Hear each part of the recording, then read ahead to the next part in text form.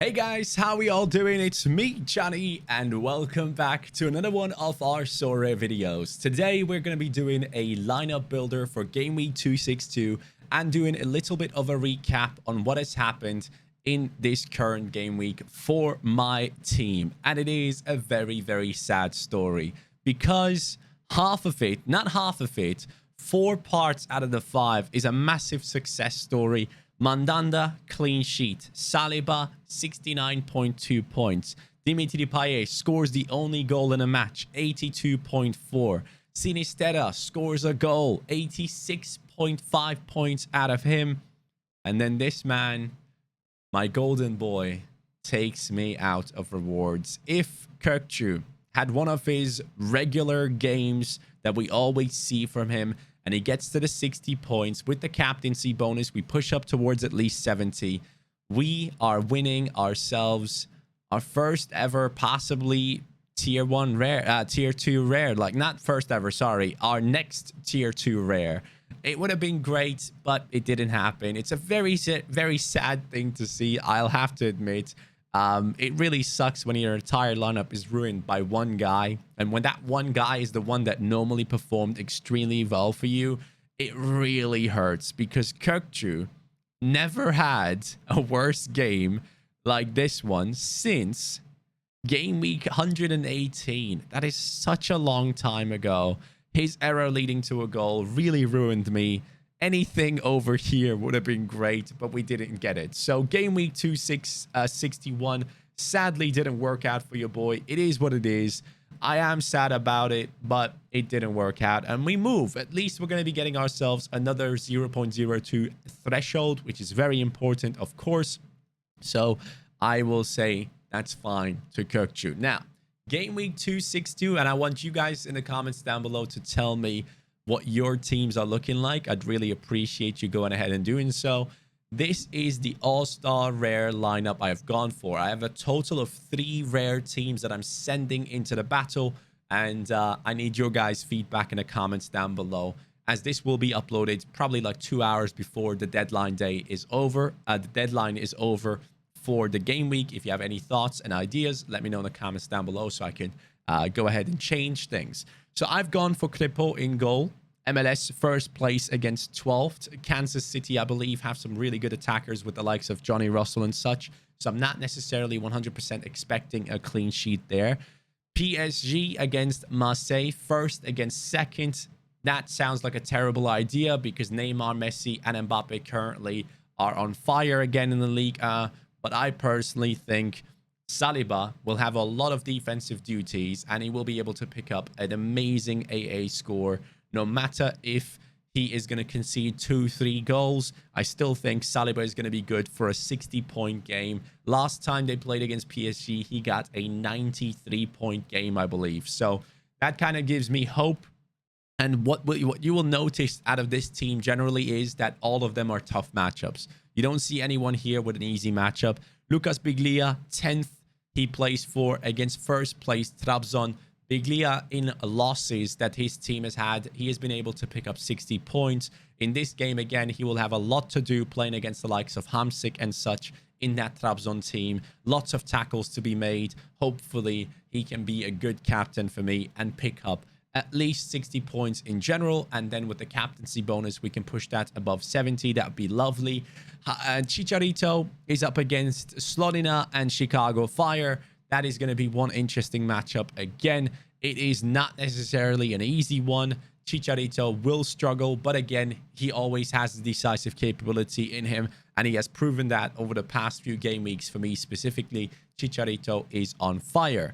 And then, talking about on fire, it was a battle between Dimitri Payet, who scored just yesterday against PAOK, and the main man, Jesus Ferreira, who plays away from home against New York Red Bulls, which is going to be a very, very hard matchup. The odds are stacked against him, and his opponent's score hasn't been that great. I'm fully aware of it, but I do feel like the form that Jesus Ferreira is in right now, with the momentum that is going his way at the moment, I want to put him in. But you can let me know in the comments down below. Would you rather put in Dimitri Payet up against PSG? Is that something you want me to do? Because I want to take a look at Payet, his score against PSG last time, which I didn't do. So let's take a look at it. Marseille against PSG. If I can find them in here. So there you go. Last time he got 62 points against PSG with no decisive. Very interesting. Let me see the lineups there. Did Marseille have a... oh, yeah, they did play Messi, Neymar, Mbappe, Di Maria.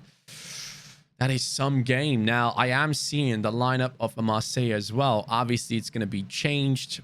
There probably won't be a Lirola here. I'm expecting someone like a Harit to play. Milik apparently might be back. Gerson, Gueye have been playing plenty as well for Marseille. It's a tough choice between the two, and here's the reason as to why I don't want to put Payet in. I feel like there's going to be a penalty in this game for Marseille. That's just my gut feeling. And Milik might be back from his injury, which I've seen some tweets about it, and it seems like he's back and he will be playing against PSG, which then leads to him taking the penalty over Dimitri Payet, which then leads to no decisive capability from a set piece for him. Otherwise, unless it's like a free kick, obviously. But it is going to be very hard. I just wonder if PSG is actually motivated anymore to try and do well, because that obviously plays a big role as well. PSG on 71 points, already kind of done with the season. They have kind of won the league title already, right? So they can probably get that done in their sleep, even after the Marseille game. Marseille is still battling for the second place, so they have something on the table to fight for. It's just one of them ones like, I don't know, do I put Payet in over Jesus Ferreira? Jesus Ferreira has great all-round scores as well. Like, it's not like even if Payet doesn't score, his AA scores will outdo Jesus Ferreira. Jesus Ferreira has plenty of games where he has these 50s and 60s when he does start, obviously. Some of these games down here are obviously ones where he didn't necessarily start, but you can see it here, like games where he doesn't score, 59, 53, 55, 57, 56. And we have seen incredible highs from him this season with the 100, with the 84. I just feel like he's so on form right now that it would be a shame to not include him in a lineup. So that is the reason why I am going to go with my gut feeling, and that is Jesus Ferreira. I might regret this, but it is what it is. Let me know in the comments down below if you can convince me about putting Payet in there. But then going forward to the under-23 rare, I will have to say straight up, I don't expect much from this lineup. I need everything to come together for me to get a reward out of this lineup personally. We have the goalkeeper in Niklas Hedl, who I think will concede, but will have plenty of chances to make saves in that matchup away from home against the second-place team there, against Sturm Graz, I believe that is. He will have plenty of chances to make saves, which hopefully leads to a 50 score from him, which I'd take happily. Then we have Nathan Harriel, who's up against Toronto away from home. They are favorites in that game, and Harriel has been great for me, so I am going to keep him in the lineup here for the under-23s. Pablo Ruiz is the main man, the captain for this game. He now takes penalties as well against New York City. It is odds-wise looking very bad. 18% the odds are on Salt Lake's side. So it seems like New York City is very, very strong at home by these odds that I'm seeing. But I still think with the good all-around score, we can get at least 60 to 70 points out of Pablo Ruiz, which I'd be happy with. Ayase Ueda, fully expect him to score. He's up against Nagoya Grampus. I hope he does well. I think he had a game midweek as well, so I hope he's going to be well rested and playing and not necessarily rotated. This is a big game in which I expect him to get a decisive. Frankie Amaya up against Jesus Ferreira. New York Red Bulls playing at home. I think that will lead to a good all-round score for Amaya. Wouldn't mind if both of them get a decisive against each other. That'd be nice. And then for the All-Star Rare Pro, this is the lineup which I am mostly looking forward to, because my under-23 heroes like Sinistera and Kökçü are not playing. Mazraoui is not playing. The Eredivisie is not there this game week, which leads me to having to chop and change things a lot now. But your boy has gone and done a trade. I have gotten rid of Pau Lopez, who is not starting anymore for Marseille. I have gotten rid of Caleta Car, who is starting, but I've lost faith in.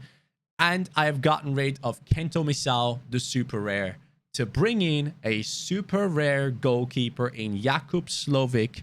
The reason why I've gone for him is he plays for the same team as Masato Morishige. Now, I talked to Surface to Air Missile, one of the guys that is on this platform, who has been here as one of the first managers ever. So take a look at his account. His account is valued at around 834,000 euros. He has a 34.4% winning lineups percentage. It's just incredible. Like, this guy knows his game. He's all about the data and everything. And he basically told me, if you want to play All-Star Rare Pro, one thing that's really underrated is having a defensive stack of super rares. So a goalkeeper and a defender.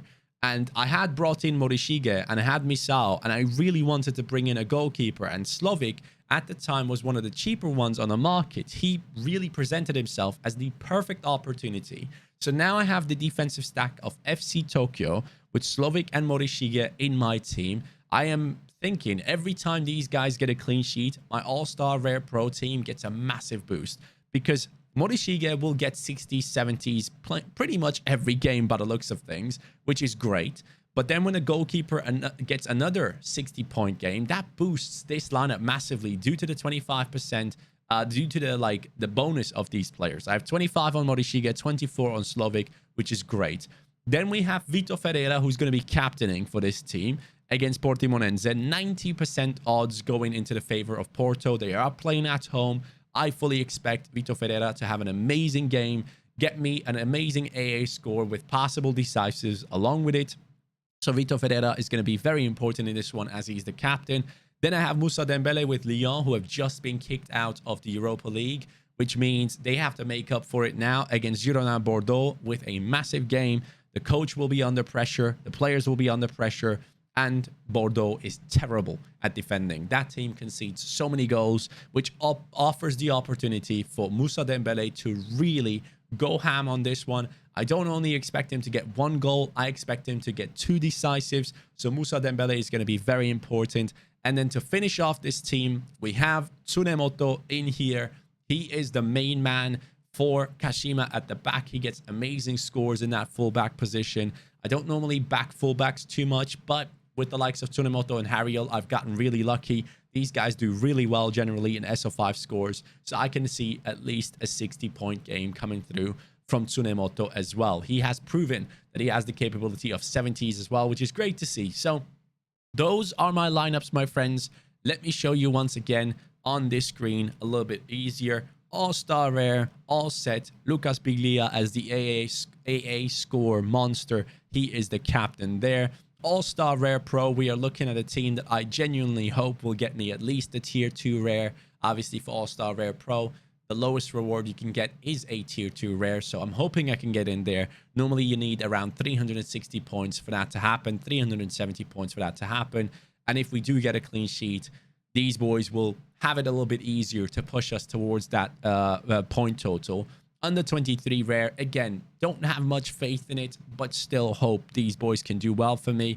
And the Eredivisie lads, like Mazraoui, like Kökçü and Sinistera, get a little bit of rest. They have had injury worries as well anyway, so I'm kind of glad they're not here right now. I need them to rest up a little bit and come back stronger. But those are my lineups, my friends. Let me know in the comments down below what you think of those. Also, I have gone ahead and I have made an offer, a bid on Boubacar Kamara. I know it's another Marseille player. What are you doing, Johnny? Are you stupid? Why are you going in on another player that is playing for Marseille? The reason for it is, first of all, I'm getting him for a price that I'm very, very happy to pay. I'm getting him for, let me show you here, if we go into the 1-year chart, I'm getting him for this price right here, if the offer sticks, right? So Kamara has been selling at the lowest for 0.33 and the last sale 0.39. So if I can somehow get this one for 0.31, I'll be very happy. The reason for that is I think he's an amazing defender. I've watched plenty of Marseille games, and every single time I watched him, I think Kamara looks incredible. And I genuinely do believe that Kamara moving to the likes of Atletico Madrid, which he is linked to heavily, they are favorites to get him, a team that is all about defending, and then Kamara joins in there to play CDM, guys, that's the perfect opportunity for me to have a player, a defensive beast, play in a heavily defensive team that gets plenty of clean sheets, hopefully, in the next season, and does better than this season. I think Kamara would be incredible there. Then he's also linked to Manchester United.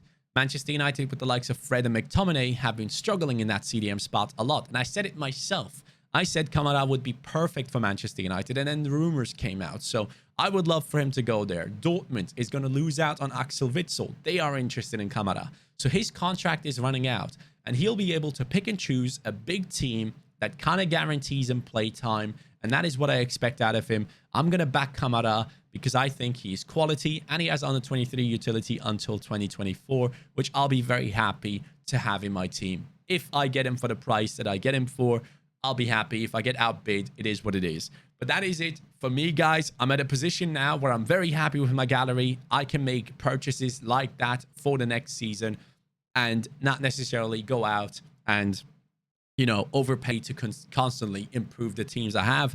I'm pretty happy with the teams. Thank you guys so much for watching. I'll catch you next time. Have a great day. Don't forget to sign up for Sorare with the link in the description down below if you haven't already, to get a free limited item after you have purchased 5 cards on the auction market. That is the best way to sign up for Sorare. Otherwise, you don't get a free item at all. And hit that like, subscribe. I'll catch you guys next time. Take care and good luck in Game Week 262. Peace.